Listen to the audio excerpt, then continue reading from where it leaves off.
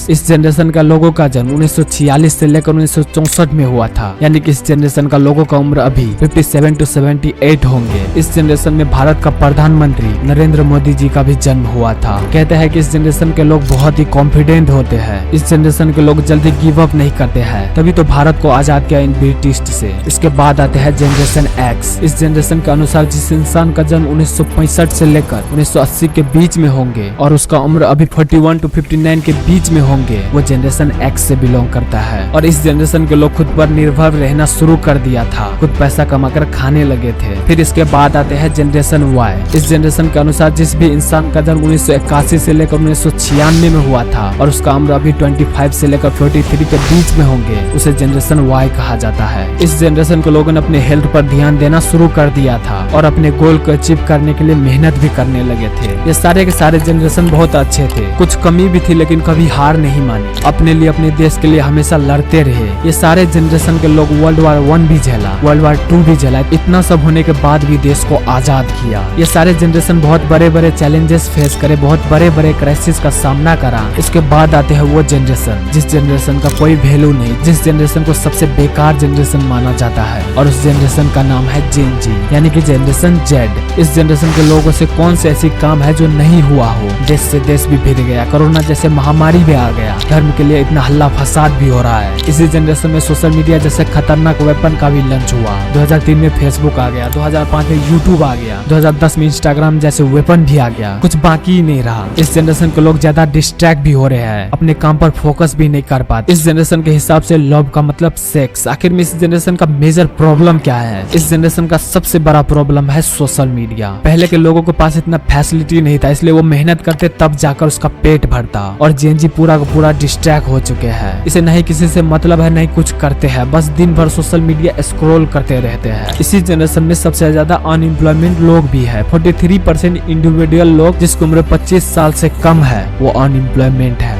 अब आपके दिमाग में एक सवाल जरूर आ रहे होंगे, इतना प्रॉब्लम जेन जी के साथ ही क्यों? ये सब इसलिए हो रहा है क्योंकि इस जनरेशन के पास नहीं कुछ स्किल है, नहीं कोई कम्युनिकेशन स्किल है, नहीं काम करने में मन लगता है, बस दिखावा करते हैं, खुद को लोगों से कंपेयर करते रहते हैं। इस सब का कारण है internet, drug abuse, social media. एक रिसर्च से पता चला इस जनरेशन के लोगों के पास 12 साल होने से पहले ही उसके हाथ में मोबाइल फोन आ जाते हैं और उसका सोशल मीडिया में अकाउंट होता ही होता है, और अश्लीलता से भरी दुनिया में वो भी उसे देखकर वही बनने लगता है। जो वो कंज्यूम करेगा वही ना प्रोड्यूस करेगा। जेन जी के लिए रिलेशनशिप का मतलब सेक्स। ये लोग सोशल मीडिया पर वेस्टर्न के कंटेंट देखकर हुकअप कल्चर अपना रहे हैं। हुकअप का मतलब कभी इस लड़के के साथ बेड पर तो कभी दूसरे लड़के के साथ बेड पर। इस जनरेशन में बहुत सारे न्यू टर्म भी आ गए, जैसे कि सिचुएशनशिप, बेंचिंग। बेंचिंग का मतलब किसी बंदे के दिमाग में 4-5 लड़की है और कभी इसके साथ डेटिंग पर जा रहे हैं तो कभी उसके साथ, किसी एक लड़की को कमिट ही नहीं कर पाते। और जेन जी के लिए रिलेशनशिप एक मजाक बन गया है। एक रिसर्च के अनुसार ये पता चला कि अभी जितने भी लोग सुसाइड कर रहे हैं उसमें से 80% से ज्यादा लोग 12 से 27 साल के बीच में है। जब उसका रीजन निकाला गया तो पता चला पढ़ाई का pressure, family pressure, love affair. ये सब क्यों हो रहा है? क्योंकि वो अच्छे से पढ़ाई नहीं कर पा रहे हैं, ज्यादातर वक्त मोबाइल पर बिता रहे हैं। एक बहुत ही अच्छी कहावत है, hard time create a strong man, strong man create a good time, good time create a weak man, and weak man create a hard time. और वही हार्ड टाइम चल रहा है जेन जी के साथ भी। अब इससे बचा कैसे जाए? इससे बचने के लिए आपको बहुत ही मेहनत करना पड़ेगा, अपने माइंडसेट बनाने पड़ेगा, अपने हेल्थ पर ध्यान देना पड़ेगा, क्योंकि इन्हीं चीज का जेन जी में सबसे ज्यादा कमी है। देखो प्रॉब्लम सबके लाइफ में आते हैं, सबको एक न एक दिन डिप्रेशन, एंजाइटी का सामना करना ही पड़ता है, लेकिन आपको मेंटली स्ट्रॉन्ग बनना पड़ेगा। ये बात याद रखना, hard time create a strong man, strong man create a good time. आप फोकस नहीं कर पाते हो, आप मेडिटेट करो और कम से कम सोशल मीडिया का यूज किया करें, क्योंकि सोशल मीडिया का कारण हार्ड टाइम बन गया है जेन जी के लिए, और वही दूर भी करेगा। अपनी जिंदगी में एक एम जरूर रखना और उसे पाने के लिए आप मेहनत करो एंड नेवर गिव अप। कम से कम मोबाइल का यूज किया करें। आप जितना मोबाइल से दूर रहोगे उतना प्रोडक्टिव रहोगे। अगर वीडियो अच्छा लगे तो लाइक एंड चैनल को सब्सक्राइब जरूर कर लेना।